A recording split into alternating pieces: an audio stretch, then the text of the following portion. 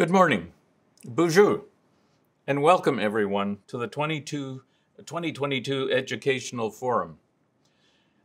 Perhaps I should also say good afternoon or good evening to those of you who might be viewing this presentation at some other time than this morning. We're so pleased to have you join us today via live stream. My name is John Fleming. I'm a public member of council and am honored and privileged to have recently been elected as the chair of the College Council, previously known as Council President.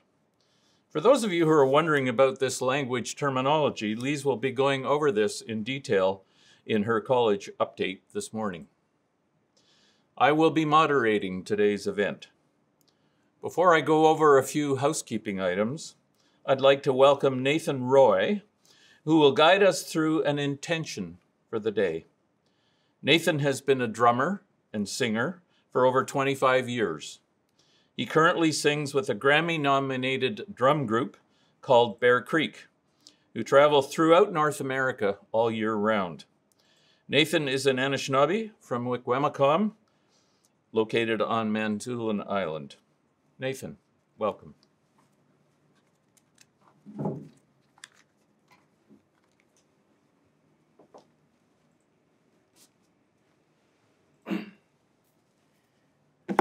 Oh, thank you.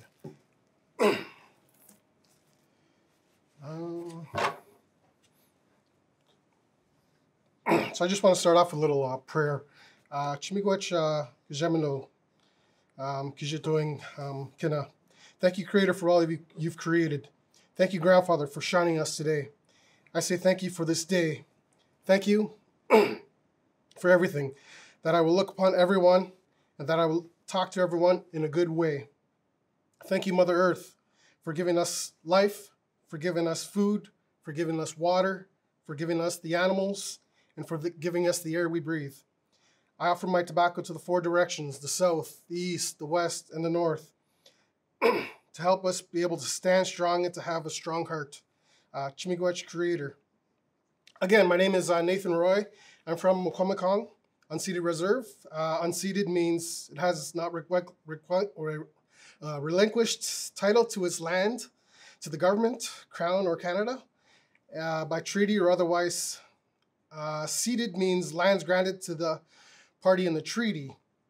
I was born and raised here in Toronto. I am a Anishinaabe, and the word Anishinaabe means the people. We as Indigenous people are made up over 500 different nations throughout North America, and I am a part of the Anishinaabe Nation. If you notice the difference between Anishinaabe and Anishinaabeg, both sound similar, but both have different meanings. Anishinaabe means the people, and Anishinaabeg means my nation. And my nation then is further broken down to three different categories called the Three Fires Confederacy, which represents the Ojibwe, the Odawa, and the Potawatomi, which are alliance between the three. They mainly speak the same language, the Ojibwe, with a bit variant dialects in between. So today you might be on a different territory. I just want to hopefully you can take a minute to recognize what territory you are on, which could be the Haudenosaunee, which represent the six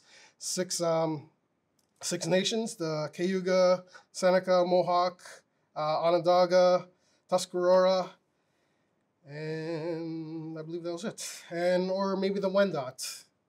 The city of Toronto has various different First Nation peoples representing the Inuit, the Métis, and all different First Nations throughout that have migrated or come to Toronto. I just want to say miigwech, thank you for having me here today, and I'm going to open with a song here.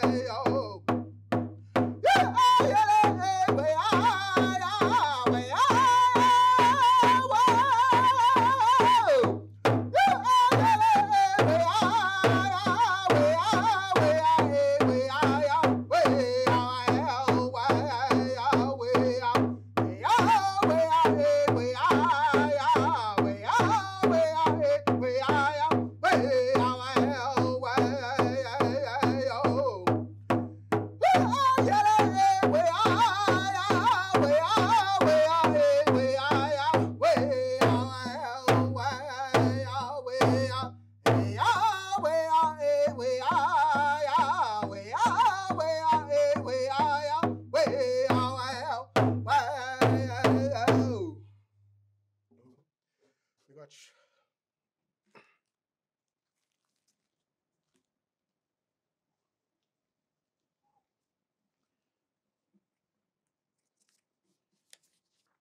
Thank you so much, Nathan, for your guidance, for being here with us today, and for helping with our process of learning in our own journeys towards reconciliation. I know it's had great meaning for me.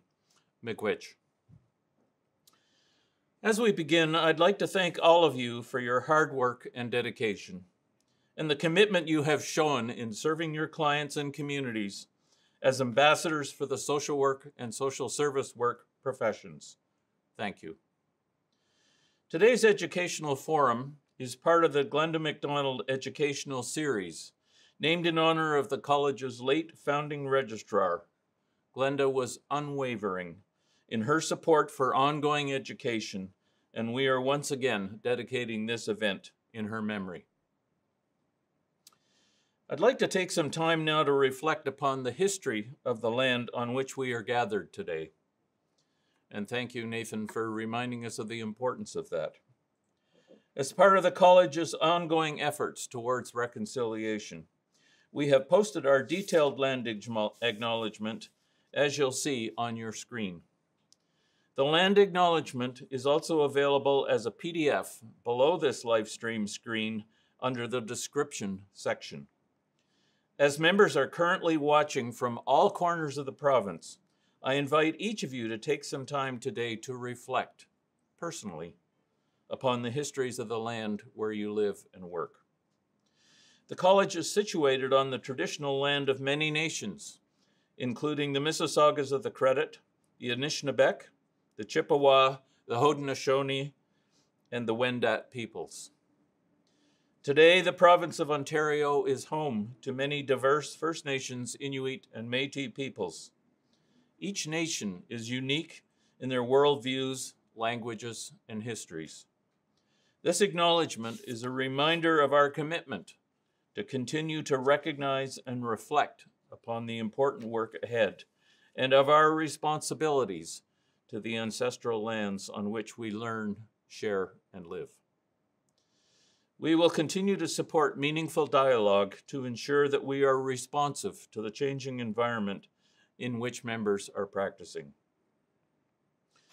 Before proceeding with today's forum, I'd like to acknowledge the many individuals, families, and communities who have suffered and who continue to experience great pain because of Canada's shameful residential school system.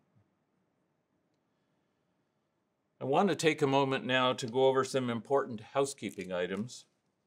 As part of our ongoing efforts to leverage technology to increase accessibility, all parts of the educational forum, including the college update and keynote address, will have live captions.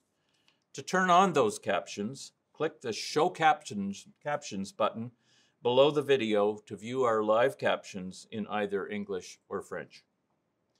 If you require assistance at any point during this year's educational forum, please email our communications team at communications@OCSWSSW.org. Once again, the email is communications@OCSWSSW.org. Through the virtual portal, you can ask questions during this year's keynote address by using the chat area to the right. I also encourage you to connect with your peers using the private chat function available in the virtual portal. The keynote address, which you really won't want to miss, will begin promptly at 10, immediately after the college update. We're very pleased to have Sherrie Moore and Elizabeth Sault as this year's keynote speakers and look forward to their presentation entitled The Journey to Unity, Disrupting Racism and Decolonizing Child Welfare. Following the keynote address, we will have a question period, at which time members can submit their questions through the chat feature. If there are any aspects of this year's educational forum that you are unable to attend, rest assured that it will be accessible on demand after today's events for you to review. Following this year's forum, we invite you to complete a post-event feedback form to share your experience of this year's virtual event. That feedback is important to us. The feedback form will be sent to you via email after the event, so please be on the lookout for that. Your feedback is important to us and will assist us in planning next year's event. Once you complete the feedback form, you will have access to a link to the Certificate of Participation, which you can fill out and print for your records. Your attendance at this year's educational forum can count towards the completion of your Continuing Competence Program, also known as the CCP.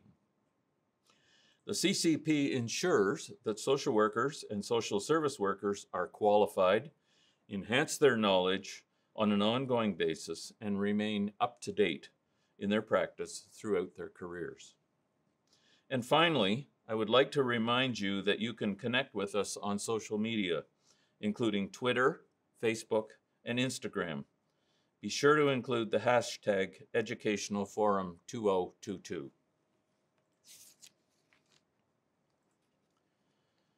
I would now like to invite Lise Betteridge, the college's registrar and CEO, to the podium to provide you with a brief college update. Lise, please.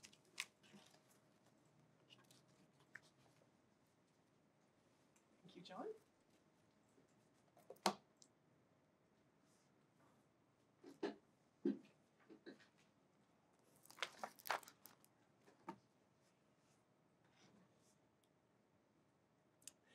Good morning, everybody. Welcome to today's Educational Forum. I'm so pleased that you can join us here today, whenever your today might be. As John mentioned, the Educational Forums are part of the Glenda MacDonald Educational Series named in honor of the college's founding registrar. We're once again hosting the Educational Forum entirely online, and in doing so, we have such a great opportunity to reach a wider audience and to stay connected with our registrants across the province. So what am I going to talk about today? I'm going to begin with a brief overview of the college's role, who we are, what we do, and how we're structured. I'm also going to share some information on the college's registration and renewal numbers. And finally, I'm going to take some time to discuss some of our projects and ongoing work to ensure you're aware of what's on the go at the college.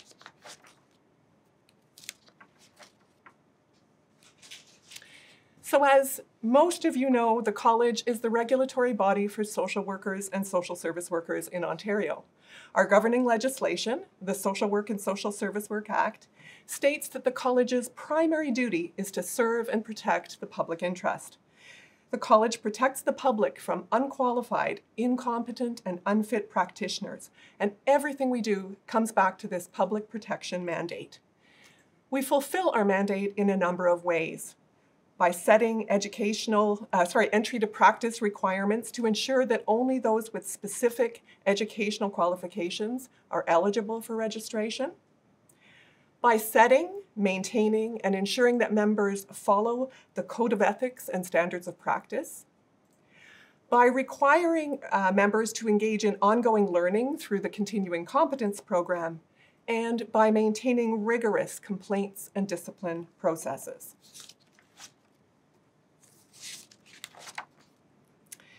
So let me speak briefly about the structure of the college. The college is accountable through its legislation to the Ministry of Children, Community and Social Services. The college's board or council is comprised of 7 elected social workers, 7 elected social service workers, and 7 publicly appointed members.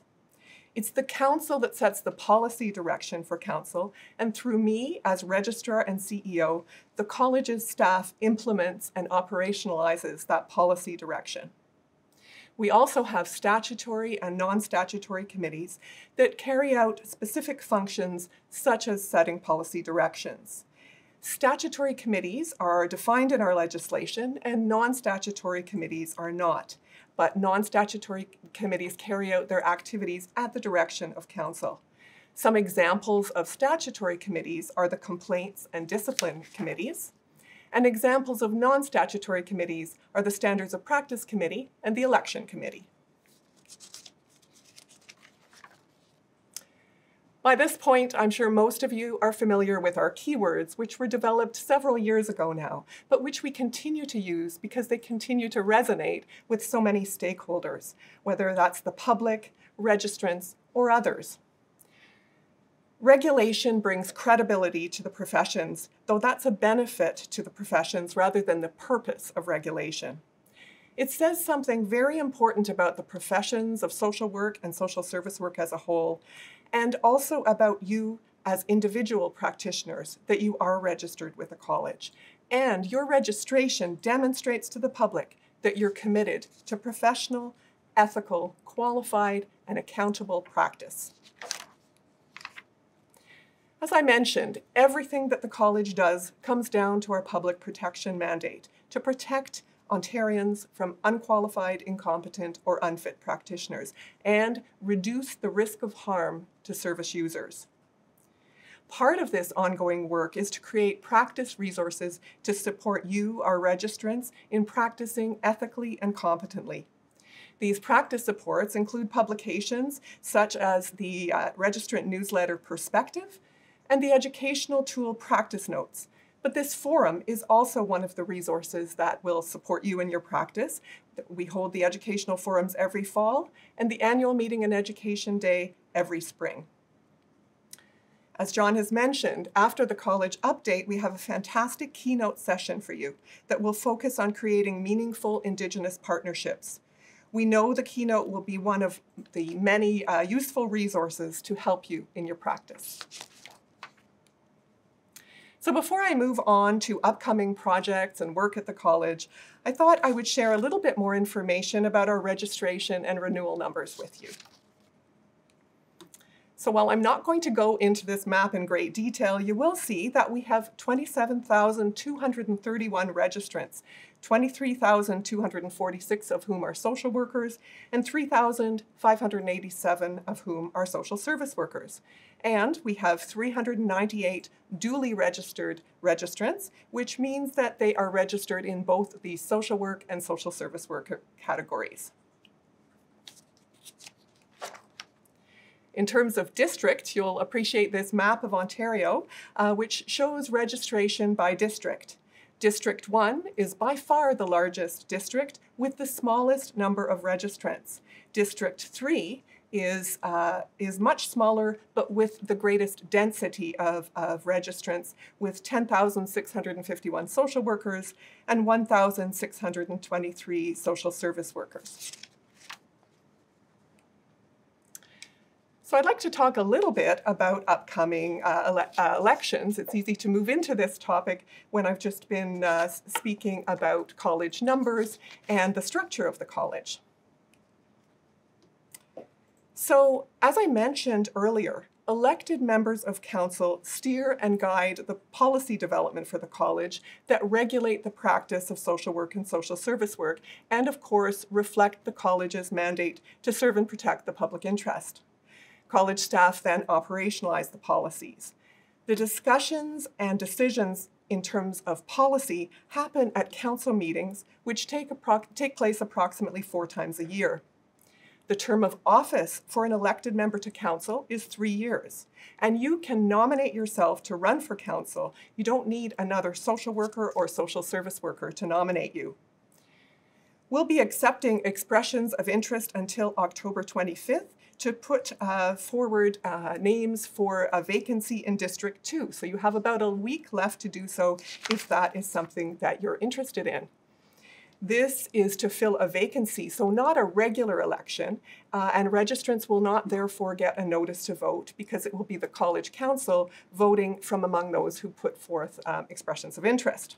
But coming up in May 2023, we will be holding council elections, as we always do at that time of year, for 1 social worker and 1 social service worker from District 3. In January 2023, in case you are afraid you might forget that important information, we'll be sending out an e-bulletin to every registrant in District 3 asking for nominations. So please look out for that. Who can run for council? Any college registrant who holds a general certificate of registration for social work or social service work can run for council. There are other eligibility criteria that you must meet, and the complete list and information is on our website on the council elections page. You'll see the web page address on this slide. Under college bylaw, anyone who wants to run for council must also complete a video series and quiz in order to submit their nomination. This ensures that anyone who runs for council understands the roles, responsibilities, and requirements of council members. The video series can also be accessed on the council elections webpage. And again, the webpage address is on the slide for your reference. You don't have to have any previous experience sitting on councils to run. And in fact, we're looking for a diversity of backgrounds, skills, and perspectives. We want the college council to be an inclusive environment and to reflect the diversity of our registrants and the individuals, families, and communities that they serve. If you run for council and are elected, you'll have the opportunity to contribute to the development of policies, including standards that promote the public interest in the professions of social work and social service work. So be sure to visit our website to learn more about running for council, to check out the video series, and to go through the roles, responsibilities, and requirements of elected members of council. On that webpage, you'll also find a podcast series where you can hear elected members of council discussing their experiences. Again, the election webpage is under the About Us tab on the website. You can also contact us at elections@OCSWSSW.org. So the second very important initiative I'd like to speak to you about is the governance review. I think many of you will remember that the College Council went through governance training and a review of its governance processes in 2021. On May 5th, 2022, the governance consultants presented their report from the governance review to the College Council. And this report assessed the college's performance against the standards of good governance developed by the Professional Standards Authority in the UK. The consultants also made recommendations on improving the college's governance.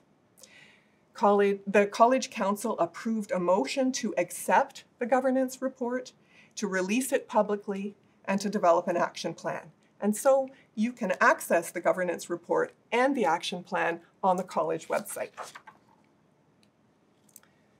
So why a governance review? The short answer is that this kind of review is a best practice in governance and regulatory governance. In the regulatory context, good governance is the framework that ensures that colleges like ours operate in an environment of continuous improvement and are well positioned to make decisions in the public interest. In this sense, the governance review is fundamental to the college's mandate.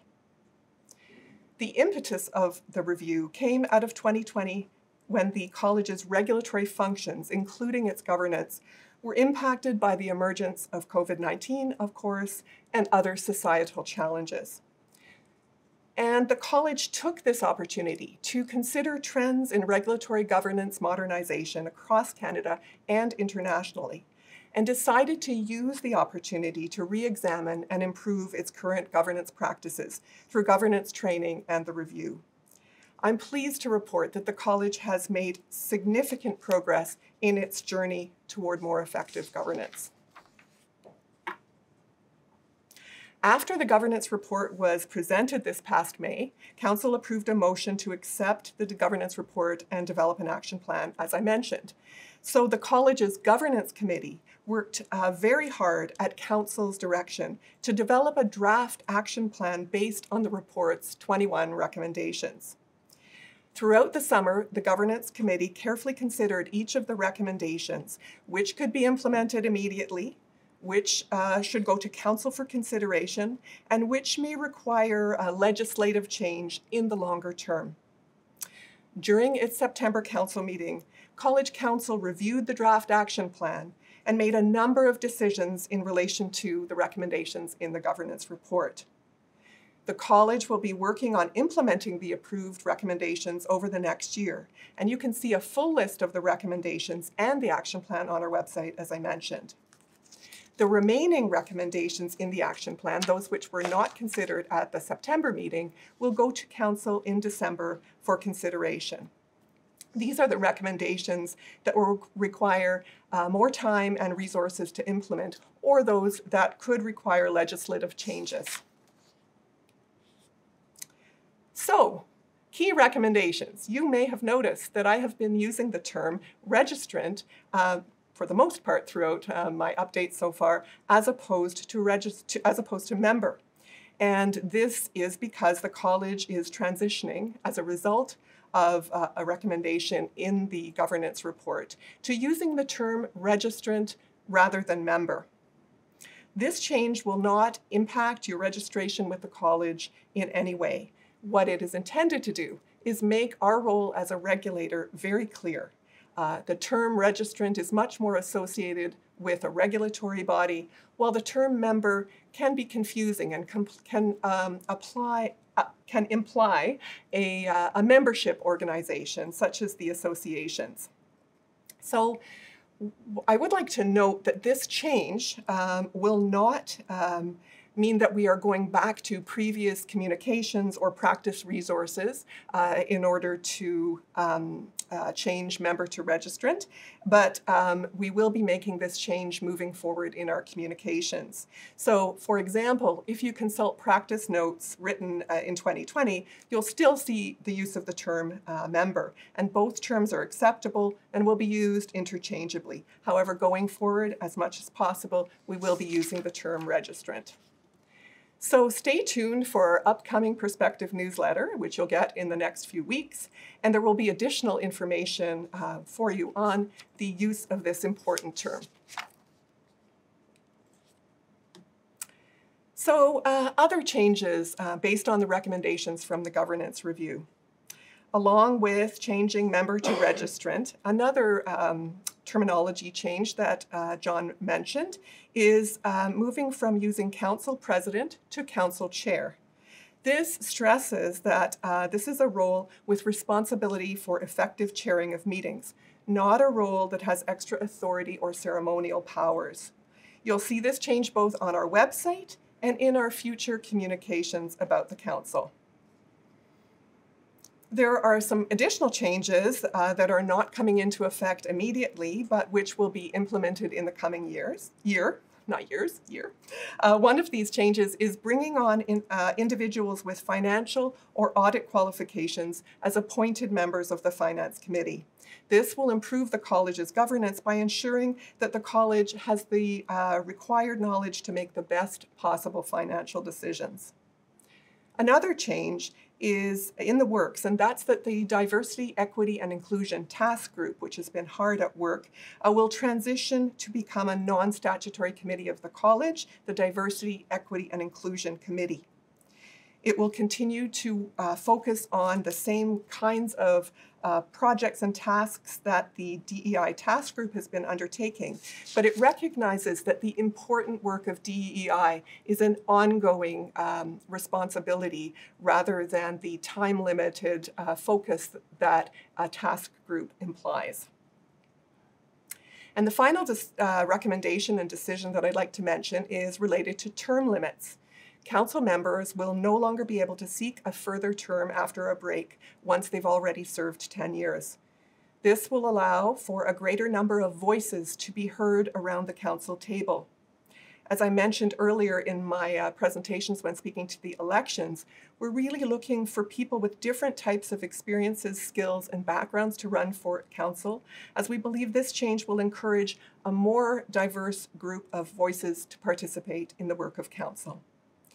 If you have any questions about the governance review or you're interested in reading the recommendations and the action plan, please visit our website, or you can email the Office of the Registrar at oor@ocswssw.org. So, switching gears, I'm going to speak to entry to practice exams. This was an initiative that was approved by Council in 2021. The decision to implement the Association of Social Work Boards, or ASWB's, entry to practice exams. Once this decision is fully implemented, all social work and social service work applicants will be required to complete the exam successfully as part of the college's registration requirements. This includes applicants applying for registration through the equivalency stream. We anticipate that the exams will be implemented in 2027. I want to make it very clear that those who are currently registered with the college will not have to complete the entry to practice exams. However, if a registrant was to let their registration lapse and then wanted to reinstate at a later date once the exams have been implemented, they would be required to complete to fulfill all of the registration requirements at the time of application, and this includes successful completion of the appropriate ASWB exam.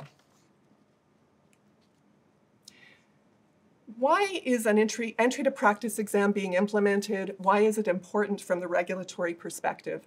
Really, entry to practice exams are an additional tool. They're not the only tool that help to measure applicants' readiness to practice, ensuring that only those with specific qualifications are eligible for registration with the college. Again, this falls into the college's public protection mandate of protecting the public from unqualified, incompetent, and unfit practitioners. And the college, in its role as regulator, must take all necessary measures to ensure that the public, including service users, can be assured that those entering the professions will practice safely and ethically without causing harm. Registration requirements, which include both educational qualifications and successful completion of entry to practice exams, provide a system of checks and balances which ensures that all applicants are ready for practice. Neither a social work degree nor a social service work diploma alone is sufficient to measure readiness to practice. And I'd like to put this into context. Most other Canadian social work regulators now either use or intend to move toward the use of ASWB exams. Quick word about the Association of Social Work Boards, or the ASWB. The ASWB is the body that is responsible for developing and implementing social work and social service work, entry to practice, and clinical exams in North America. They currently create and deliver the exams that all the Canadian provinces and the US regulators use. And they are, as part of the sort of leading into the Council's decision to implement entry to practice exams, they are have committed to developing a social service work exam as well. Again, I want to reiterate that only applicants will need to successfully complete the entry to practice exam, not current registrants. So before I move on to our next initiative, I'd just like to give you a little bit of information about the behind-the-scenes work related to the development of social work and social service work exams. In making its decision, Council recognized that ASWB's exam development process is extremely rigorous. Every 3 to 5 years, ASWB completes a practice analysis. And a practice analysis is basically a survey that informs the blueprint for the exams. And then, based on that blueprint, exam questions are developed, tested, reviewed, and retested. So ASWB is currently undertaking a practice analysis, which will create the blueprint for the version of the exams that the college will be using in 2027. And for the first time, ASWB has drawn together a social work workforce coalition, which includes social work leaders from across Canada and the United States. And this reflects ASWB's commitment to vastly increasing the diversity of input into the blueprint for the ASWB exams. And I should say that the survey, the survey that will create the blueprint, is the largest survey of social workers ever undertaken. The ASWB wants to learn as much as possible about social workers, those with social work education, who they are and what they do. And that will begin in approximately March 2023. So please stay tuned for more information on how you can participate. A similar process will be undertaken for the development of the social service work exam, and we will keep you posted on that. So, whoops.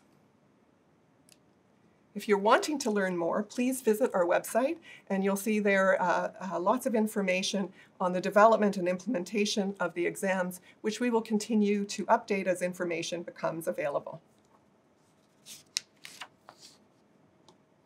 So I'd like to now move on to a very important update about the progress of the review of the standards of practice, which some of you might remember began last year in 2021. This is a comprehensive review of the college's standards of practice, which is intended to ensure that the standards are inclusive, relevant, and responsive to the current practice context. There have been a number of updates to the standards of practice since 2008, but this is the first full review since that time.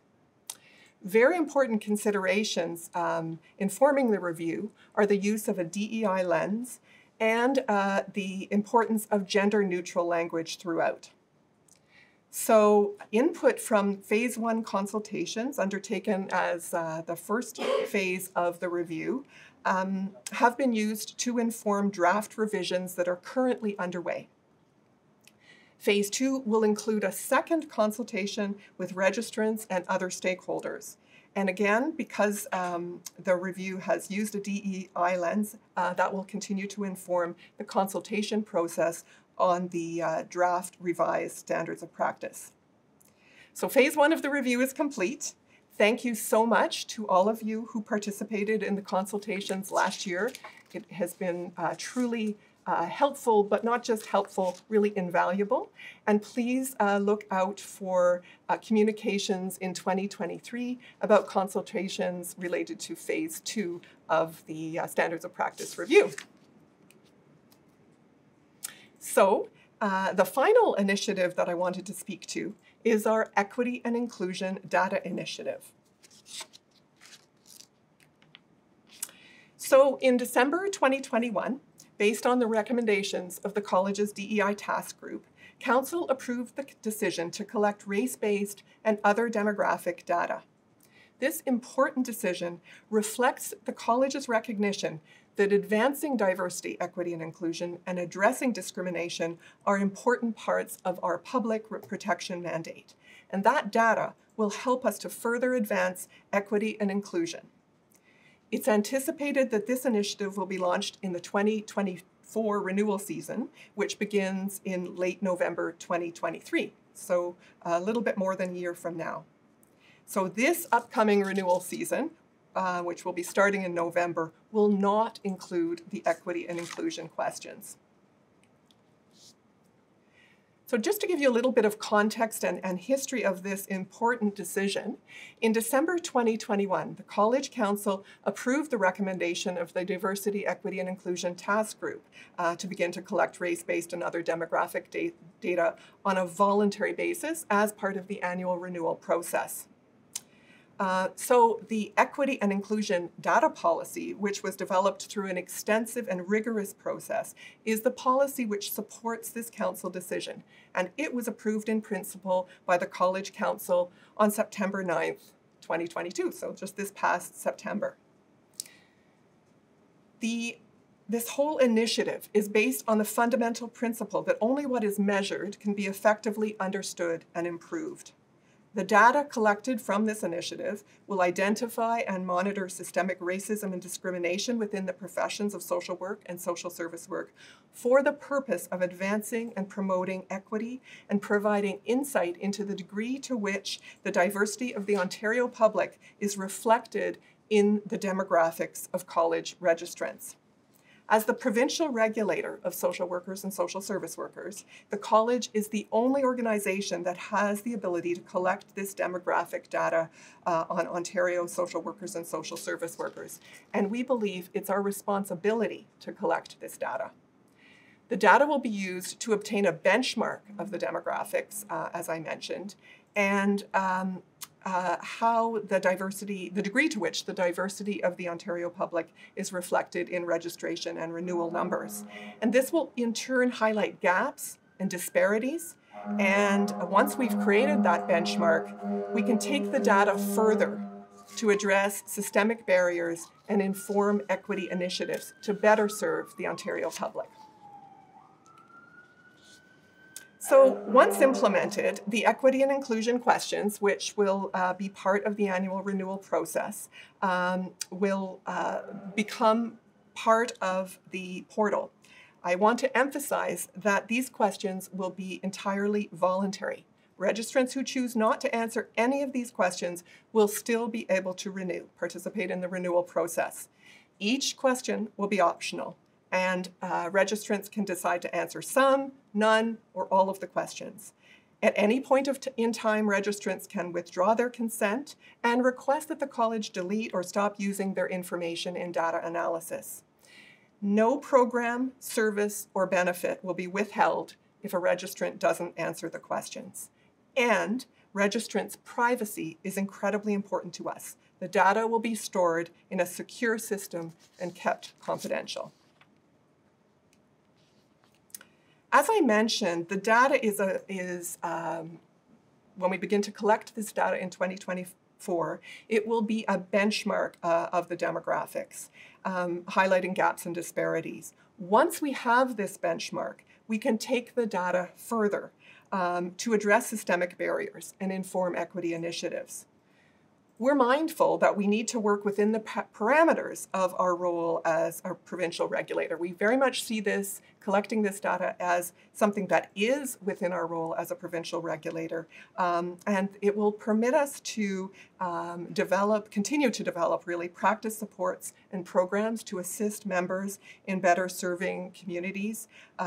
This could be resources in cultural competency, cultural humility, anti-racist practice. It could also inform our government relations efforts to include recommendations to promote equity at the educational level as well. And while the solutions may not always fall within our regulatory role, by collecting, analyzing, and reporting on the data, we'll have the opportunity to engage partners and collaborate with other organizations who can advocate for those changes that are beyond our role. So, for example, we can partner with other organizations such as the associations who have the capability to advocate for more diverse representation within the profession. We can also use the data to inform our work with employers to assist them in finding ways to identify strategies to better serve their communities. And we can collaborate with educators to identify ways to attract students from more diverse backgrounds with diverse lived experience. So once we have the data and it's been analyzed and reported on, we'll be able, as I said, to consider the various ways that we might use it in equity initiatives that better protect Ontarians, whether under our mandate or that of another organization. As reassurance, I do want to emphasize what we won't use the data for. We won't use or report the data in any way that could identify a registrant. We will never use the data for purposes that will impact, harm, or discriminate against a registrant. For example, the data will never be used in any complaints or discipline processes or checked against safe practice registration requirement in our registration regulation. We will never use or report the data to perpetuate stereotypes of specific groups. So we're currently undertaking consultations with key stakeholders on the Equity and Inclusion Initiative and proposed wording of the equity and inclusion questions. We made the very conscious decision to implement this decision slowly, doing it thoughtfully rather than quickly. And organizations with whom we have already consulted include the Anti-Racism Directorate, the Ontario Human Rights Commission, and other organizations who have expertise to support this initiative. As registrants, you'll be invited to provide your feedback in early 2023, and we'll be sending you more information on how to participate via e-bulletin at that time. We really hope that you'll participate and that you'll provide your feedback. It's very important to us that the initiative and the wording of the questions reflect the needs and voices of our registrants. Final note to say that once this consultation is complete, the updated equity and inclusion data policy will be going to Council for approval. And it will be at that point that we will then implement the questions as part of the renewals, annual renewals. So if you're wanting to learn more, please go to the About Us section on the college website, but you can also contact us directly at communications@OCSWSSW.org. So that really brings me to the end of the important college initiatives, because I did commit to not speaking too long, and I believe John used the word brief. So I think I'm past brief, and I'm just going to mention quickly the various college resources that we hope you will use and continue to use. One, of course, is the college website. Our professional practice department works incredibly hard providing consultations to registrants, the public, employers, and other stakeholders. So please be sure to visit the website to find more about how you can access practice consultations. And those practice consultations are informed by not only the standards of practice, but also our practice guidelines and our practice notes. I mentioned earlier the college's Perspective newsletter, no longer a member newsletter, but a registrant newsletter that will be coming out shortly. We hope you always read them when they arrive in your inbox, and if you haven't done so already, that you'll begin to do so. And of course, today's forum, along with Ahmed, are very important resources. Really, one of the opportunities of COVID is that we have very high quality resources coming from the forums and from Ahmed that are posted on our website. And I mentioned our hardworking professional practice team. The team is also available for presentations in the workplace to registrants, employers, students, social work and social service work students, and other stakeholders.